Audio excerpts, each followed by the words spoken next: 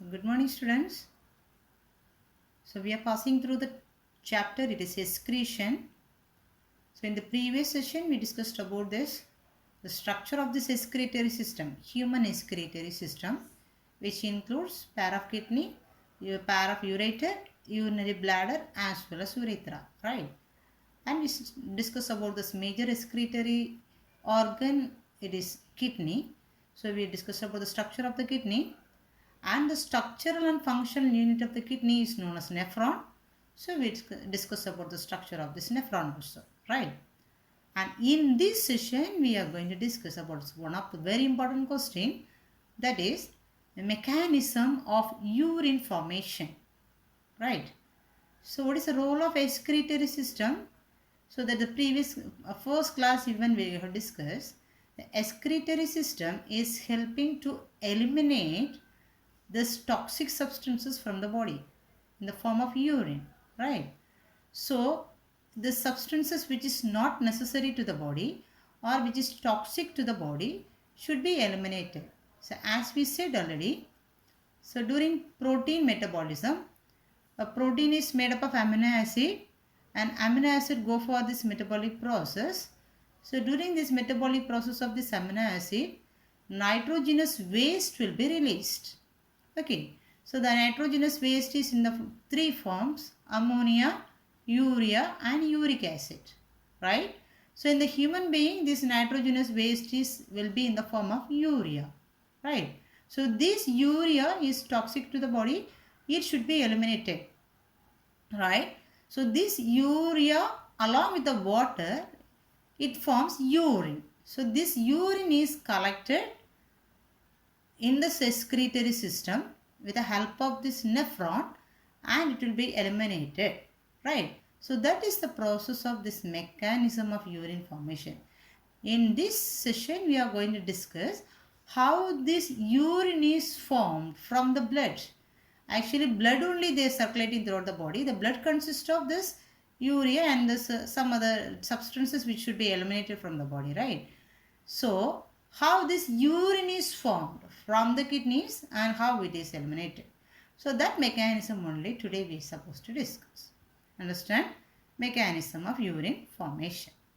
So today we are supposed to discuss this major topic. It is mechanism of urine formation.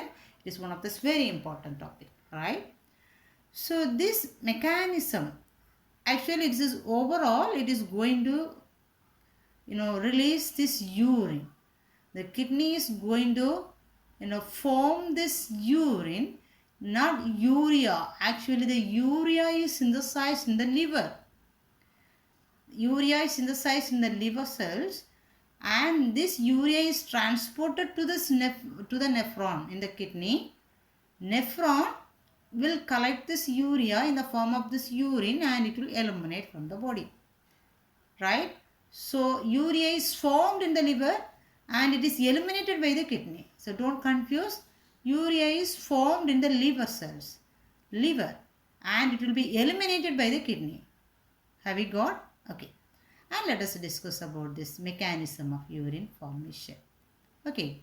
So this overall process, it is a little complicated process, and this overall process they divided into three divisions or three phases, right? So let us see about the three phases first of all. So hope before we go for these processes or the phases which involve in this urine formation, just we can give one outlook about the structure of this nephron, then it will be easy to collect the points, right? So in the previous class we have discussed about the structure of the nephron. So there is the first major part of this nephron is this Malpighian body. Okay, or we could say it is the Malpighian body includes glomerulus. It is a capillary, blood capillary, and which is covered with this Bowman's capsule.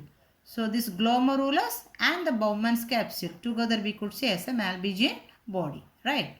So this is one of this very important region here. So in the glomerulus or in the nephron, so each kidney consists of the millions of nephrons, right? So one arteriole, so one arteriole that is known as afferent arteriole, which is going inside this glomerulus, right? And it is supplying the blood into this glomerulus. Okay. And the next arteriole, both these arteriole only, is coming away from this glomerulus is known as afferent arteriole.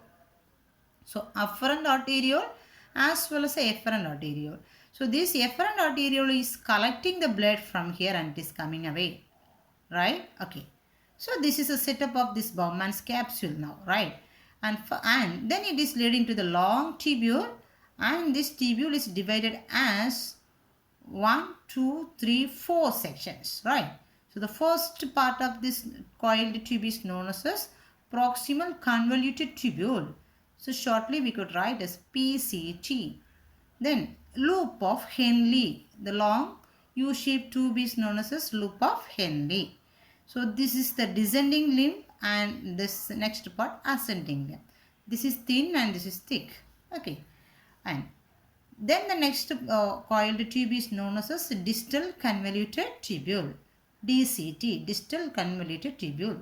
It is leading into the last tubule, it is known as collecting duct.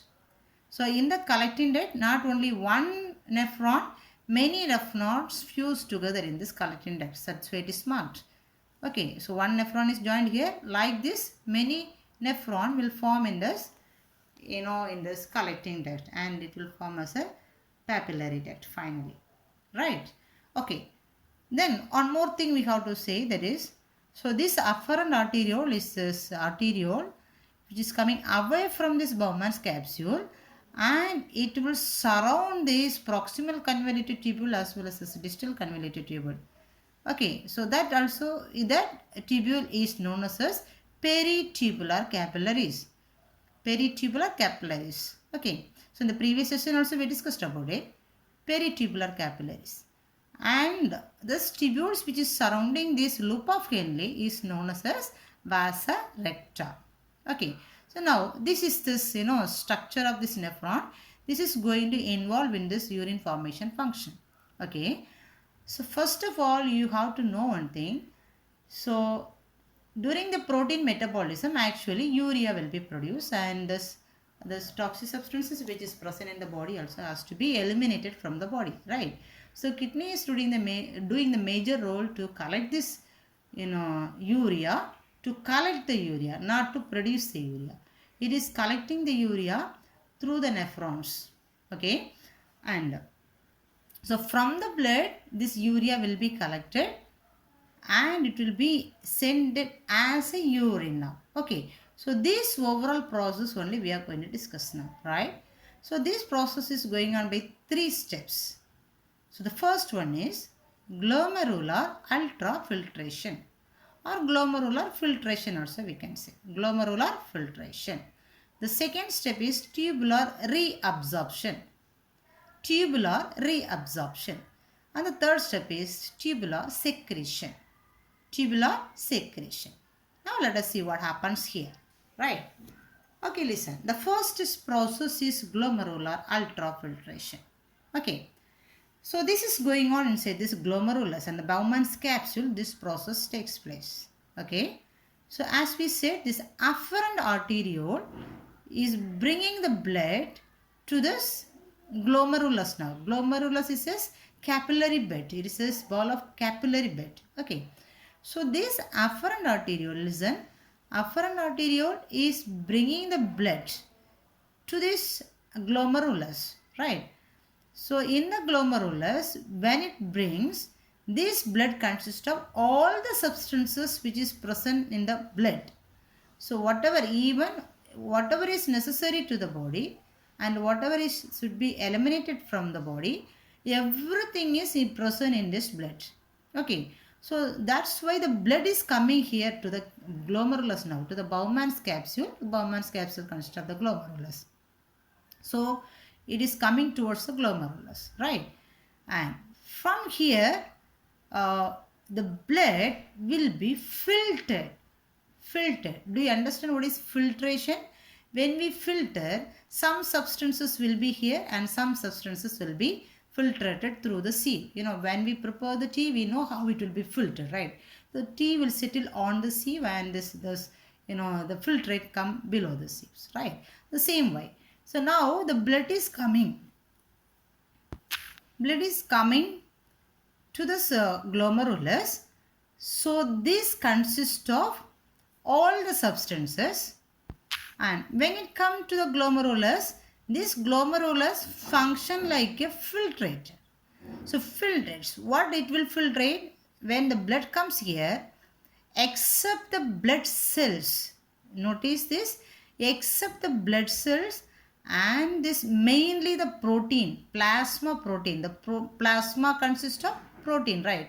And the plasma consists of blood cells also. So except the blood cells and except this plasma protein, right?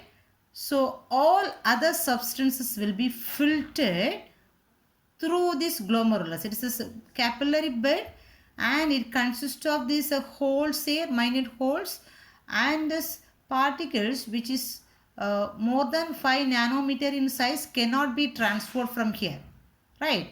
So cannot be. So the macromolecules, the biggest molecules, RBC cells and this plasma protein, everything will not be filtered. So this will be left here. Understand? So that is collected by afferent arteriole. Okay, that is collected by afferent arteriole.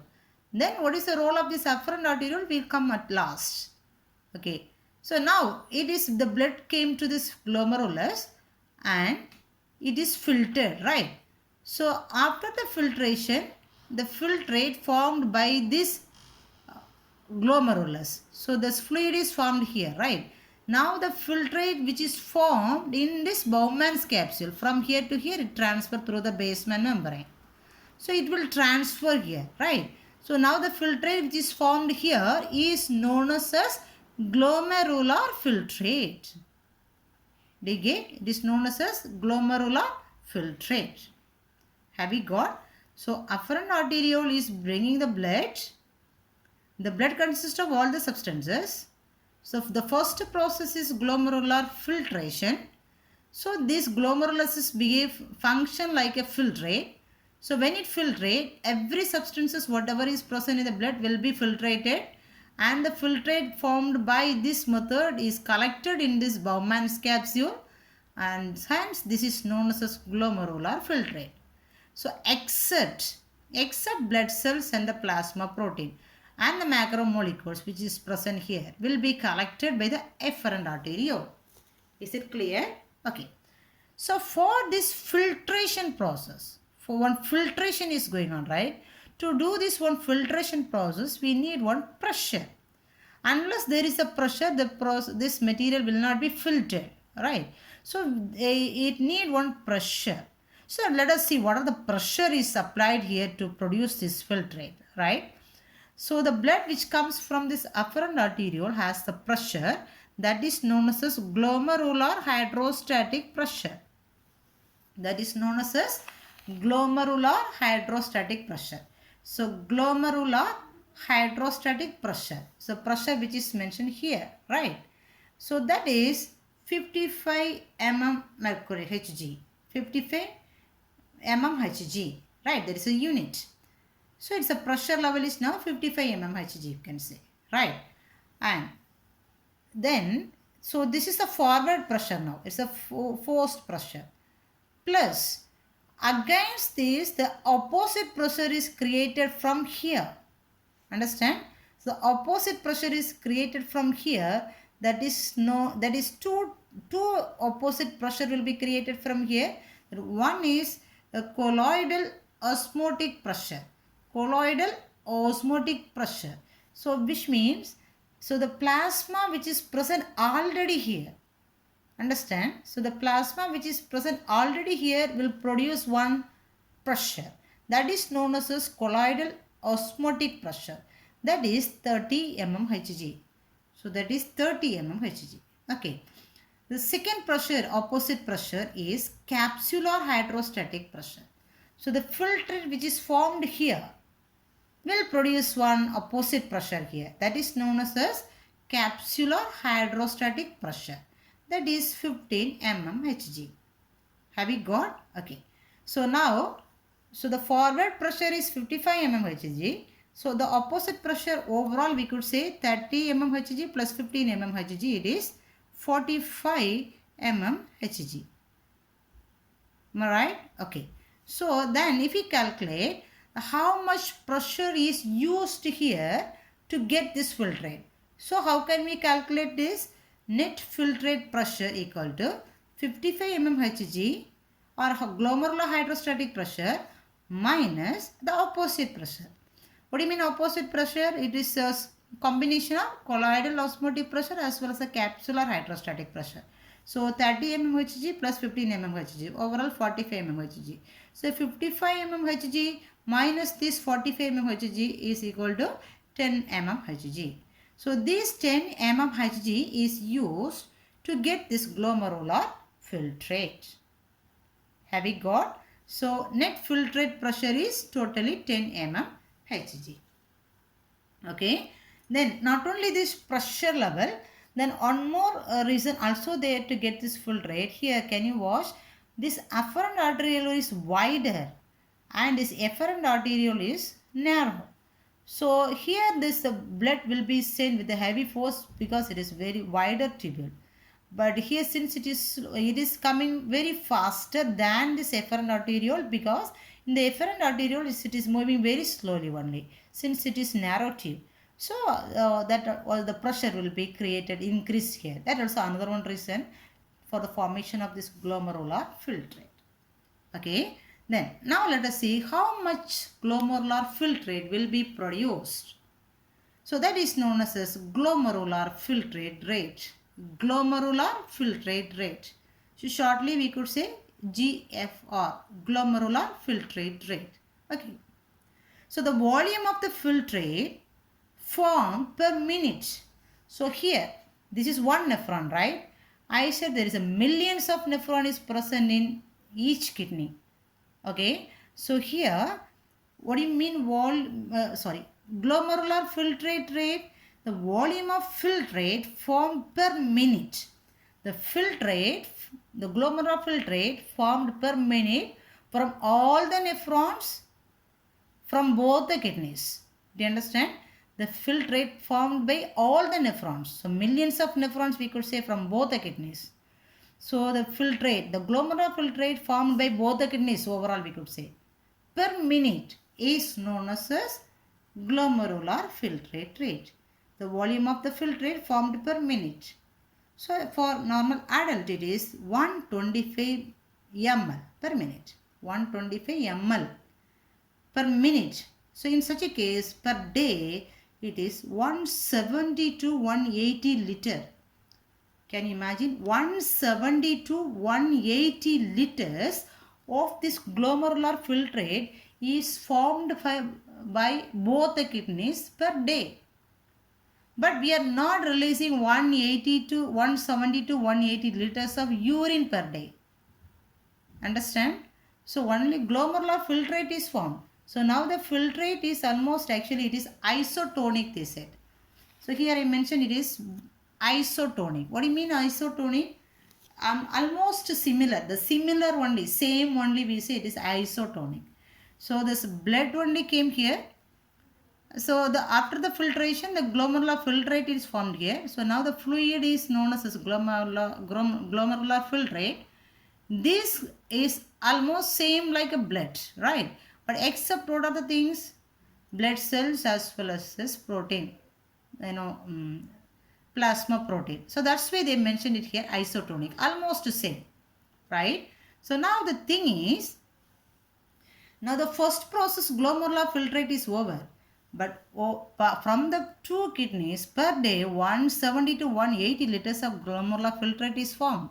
But we are not releasing this 170 to 180 liters of this urine per day, right? So moreover we could say it is approximately 1.5 liters of this urine will be released per day from one normal adult. And what about this rest of this glomerular filtrate? What happened this one? And how this 1.5 liter is formed finally? So that is the next process we could say it is tubular reabsorption. Reabsorption. So this Bowman's capsule is continued as a long tubule, we said, right? So in this tubule only going to do the next process, it is tubular reabsorption. Okay. So what happens here, so during this process, actually this glomerular filtrate consists of all the substances which is necessary to the body and the substances which is not necessary to the body. For example, we could say it consists of lot of water and glucose, amino acid, right? And urea also. So uric acid. So those things will be there. So the substances which is necessary to the body, we could say it is high threshold substances.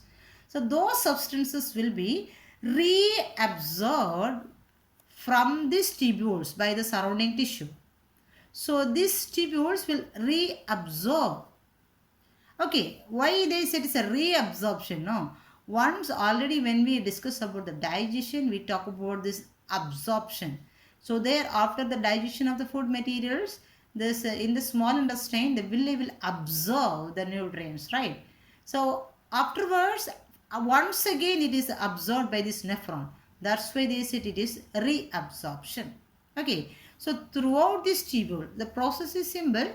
Throughout this tubule, now this 180, around 170 liters or around 180, 170 to 180 liters of this water and the substances will be reabsorbed, which means this is sending the substances again to the body. Okay, so through these tubules, it is sending the substances again to the body because it is highly necessary to the body, right? And only the waste along with the little water, it will be eliminated. And that process we can see how it happens. Under the second phase, it is tubular reabsorption. Have we got? So first, when it passes here in the tubule, the first tubule is proximal convoluted tubule, right? So here, as I said already, this fluid which comes in this tubule is now isotonic in nature, which means it is almost, this concentration is almost like a blood now. So that's why they said it's isotonic in nature, right? And especially from this tubule, they said, and in the proximal convoluted tubule, the substances such as, glucose, lactate, amino acid, sodium, and water. So in this filtrate, so these are all already present in the filtrate, but it is highly necessary to the body. That's the word we could say, the high threshold substances. It is needed to the body. So those substances will be sent. It is reabsorbed in this proximal convoluted tubule by active transport method also there, passive transport method is there, and diffusion method is there, osmosis method is there to transfer from the higher concentration to the lower concentration. And especially we can say it is, and it is absorbed by this active process. So sodium and the potassium ion from here, it will be absorbed by active process. What do you mean active process? Is an energy needed process, right? From lower concentration to higher concentration. It is known as active process. And from here, little amount of urea as well as uric acid also will be very little amount of urea as well as uric acid also will be absorbed. Okay.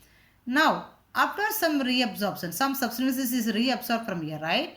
Then the next, this fluid or the filtrate is moving towards this, the loop of Henle. The long tubule, U-shaped tubule is known as loop of Henle. So this consists of the two regions. One is descending limb, another one is ascending limb. So when it comes to the descending limb, especially, this is highly permeable for water. So this is highly permeable for water. So fully water will be sent out because this wall consists of the pore that is known as aquaporins. Aquaporins will be there. So through the pore, this water will be eliminated out. Water will be eliminated out, but it is not allowing the other solutes, other substances. Only water is permitted. Okay. So listen, if this water is permitted, and it don't allow this salt substances. So just imagine if we remove the water from this this filtrate, what happens here? The sodium and the chlorine ions concentration may increase, so it become as a concentrated fluid now. Do you get me? Since water is removed, this the solution may become as a concentrated solution. So actually from here it is becoming coming as a isotonic, but from this descending to the ascending limb, when it move, it becomes as hypertonic, right? So the why it is hyper? Because the concentration is increased. If the concentration is low, we can say it's a hypotonic. So now it became as a hypertonic because the water came out from here. Okay.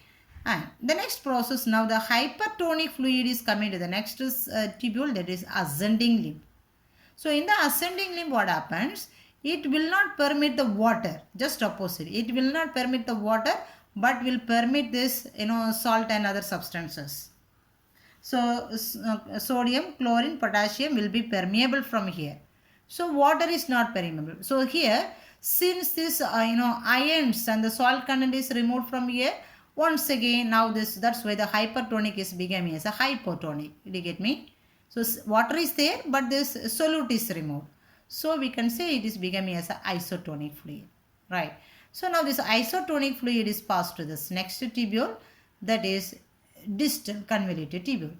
So in the distal convoluted tubule, this is one of this specific region we can say. As per this need of this body, and the substances will be reabsorbed from here. If this body need this substances, for example potassium or sodium or bicarbonates, it will be reabsorbed from here. Understand? So the sodium and the chlorine or this bicarbonates ions may reabsorb from these places and as per the necessary of this body. Okay. And then finally it is coming towards the collecting duct. So collecting duct actually it is highly permeable to water. So large amount of this water will be eliminated or from reabsorbed from the collecting tubule. So since the large amount of water is released from here, so the substances or the filtrate which is present inside will become more and more hypertonic. The concentration become very high. So we can say it will become as hypertonic. So listen. So per day, in like this process, per day from all the nephrons, from both the kidneys, as we said, around, if we consider is 170 liters of this glomerular filtrate is formed, 168.5 glomerular filtrate is 170, right? But we said only around 1.5 liters of this urine only will be produced. This is glomerular filtrate. This is urine. Urine is 1.5. So rest 168.5. 168.5 liters of this glomerular filtrate is reabsorbed by these tubules per day. Understand? And finally, just 1.5 liters of concentrated urea plus other substances which should be eliminated from the body along with this water, it will be eliminated in the form of this urine. So this all many collecting duct form together and it will become as a papillary duct. The papillary duct open in the calyx, calyx open into the pelvis, pelvis open into this ureter, ureter open into the urinary bladder, urinary bladder open as this urethra. Then it will be eliminated. That is a path. Okay. And then this tubular reabsorption also over. Almost the process is over. No? Then why they mentioned this third process is tubular secretion. So third process is that there is tubular secretion. So what happens here, listen. As I said already, this efferent arteriole is coming out of this glomerulus, is collecting the substances which is not filtrated here. Am I right? So the rest of the substances will be collected from here. Understand? And that also consists of some ions, especially sodium, hydrogen ion, potassium ion, ammonia and urea salts. So those substances is present again here, right? So as I said already, this afferent arteriole which is surrounding this proximal as well as this distal, this tubule is known as peritubular capillaries, and which is surrounding this Henle loop is known as vasa recta. Okay, so what is the role here? Listen, when it surrounds this proximal as well as the distal convoluted tubule, so this proximal and the distal convoluted tubule will, reabsorb these substances from this tubule, and again it will take it along with this, this filtrate. Do you understand? Actually, these substances is not coming through this path. This is coming through this path. Do you get me? The substances, hydrogen ion and the ammonia, those things is not coming through this filtration.